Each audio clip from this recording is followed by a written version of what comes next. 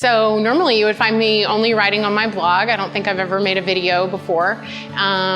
So I'm stepping out of my box today, and I'm going to show you how I've been inspired and how I've been motivated here at the gym. I've been working out here at Salado Fitness for less than a year right now, and I just have been trying really hard to make a better version of myself, and done a lot of different type of workouts because I am an amputee, and it's been inspiring for me and it's been motivating for me, and I wanted to share today because I also want you to be inspired. I also want you to be motivated, and I want you to find your own way of bettering yourself and setting an example, whether it be through working out, dieting. It doesn't have to be through exercise at all. It could be any aspect of your life, but I just kind of wanted to put this out there because I've been inspired and I wanted to share that with you. The reason that we're doing it today is because today, 25 years ago today, I lost my arm. I became an amputee. And that journey hasn't always been easy, but I have always had motivation to push through.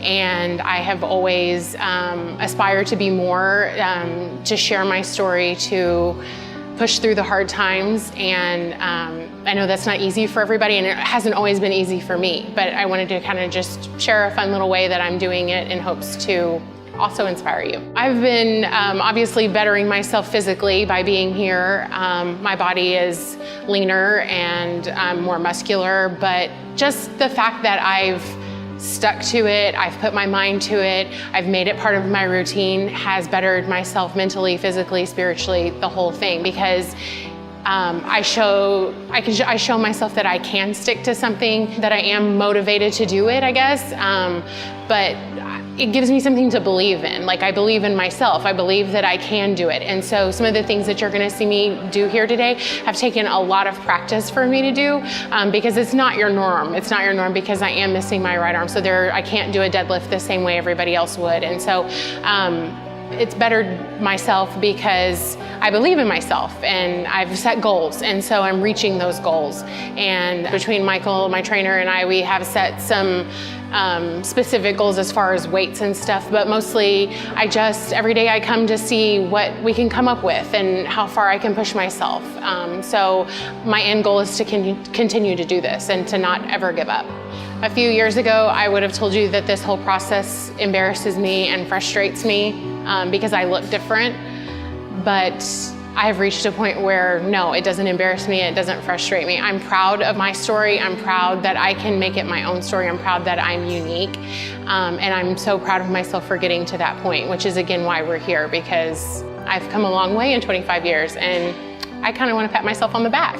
And I want others to know that it's okay to be proud of yourself for overcoming hurdles. So many things inspire me to do this every day. A big recent factor would be my dad was in an almost fatal accident, and his body was pretty much torn to shreds. He had 23 broken bones and spent a lot of time in the hospital. And when he got out of the hospital, he was ready to make his body better. He was ready to push forward and get to the point where he could go back to a lifestyle that was similar to what he had. And he asked me to join the gym with him to help him do that. And so as I was working out with him, I was watching him. Here he was, just 3 months from his accident, and he was in here, doing all kinds of workouts with a body that was almost basically killed 3 months prior. And I thought, you know what, if he can do it, then I can do it, because here I am completely abled. And so he was a big inspiration. Another big inspiration would be my son. I want to always show him that you can.